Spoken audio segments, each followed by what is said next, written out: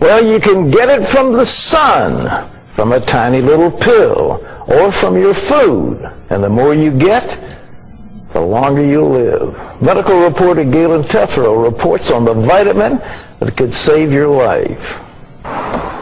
When a nasty flu struck California's Atascadero State Hospital, Dr. John Cannell made an interesting discovery. I know my patients were exposed to influenza, but none of them got sick. Why? One reason could be that 30 of Cannell's patients had been given vitamin D on a regular basis.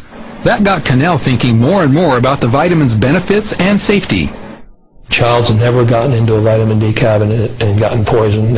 That's happened hundreds of thousands of times with Tylenol or aspirin or other things.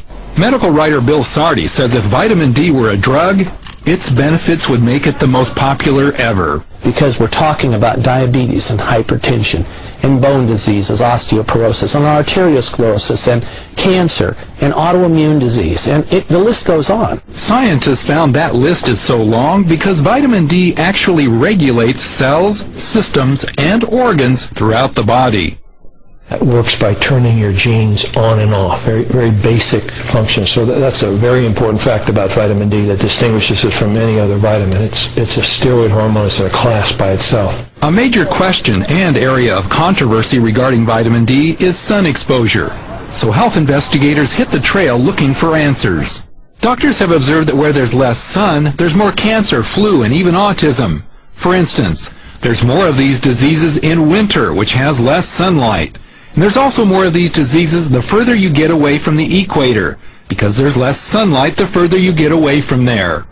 Even here in sunny California, very few people get enough sun to make sufficient vitamin D in their skin for the best of health. Down in San Diego, you can make it year-round, but even then, in San Diego in the wintertime, you have to go right out at solar noon. There's only about a 2 or 3 hour period where you're going to make any substantial amounts of vitamin D. But wait a minute, won't this possibly lead to skin cancer?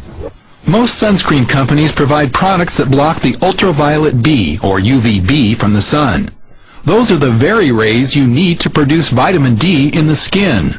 Now they admit the UVA rays that the sunblock lotions allow to get in are the ones causing the cancer. So they let the one that causes skin cancer in, and they block the one that prevents it. Statistics show skin cancer rates and deaths have actually risen since the sunscreen campaigns began 30 years ago.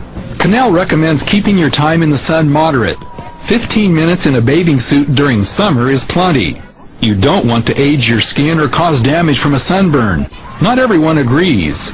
The American Academy of Dermatology website finds it appalling that anyone in good conscience could make the claim that intentional sun exposure for any length of time is beneficial. Then there's the issue of darker skin, which naturally screens out more of the UVB rays that make vitamin D. Their blood levels of D are about half that of lighter skinned people, making a connection with the diseases that shorten their lives.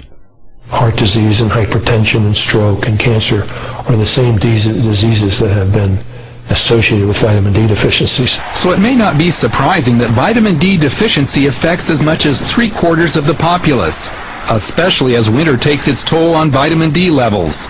That depletion could be remedied and possibly reduce the need for flu shots.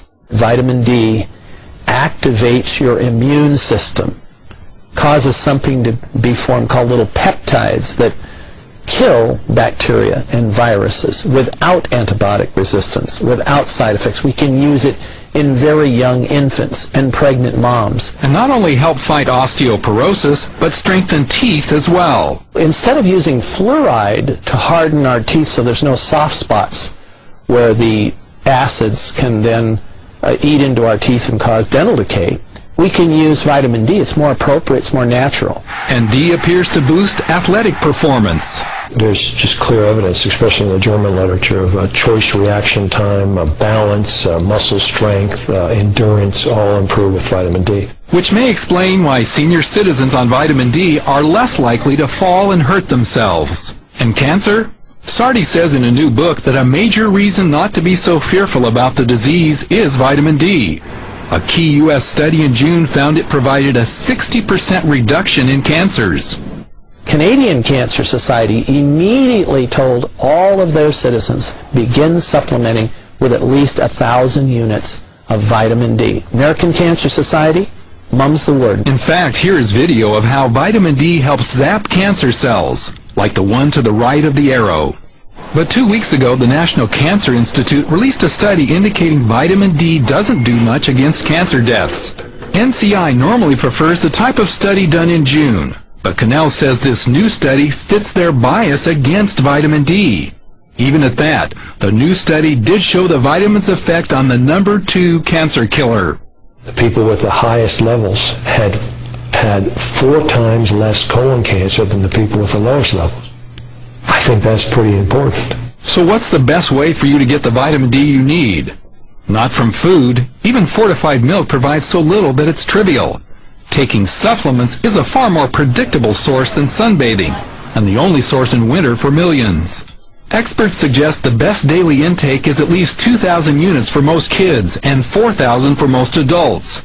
Yet the government recommends only 200 to 600 units depending on your age. Just the whole thing, when you think about it, is just patently absurd. And the government's been recommending this now for 10 years. They refuse to change they refuse to even look at the science. Cannell says he and his wife have taken as much as several 100,000 units for a few days when fighting off colds or flu. His usual daily dose is 5,000 units, a dozen times what the government recommends for him. He finds it a religious connection. Here the Lord is saying that there's a system that makes this much vitamin D this quickly, thousands of units a day from sun exposure. And here's a government over here saying you only need a couple of 100 units a day.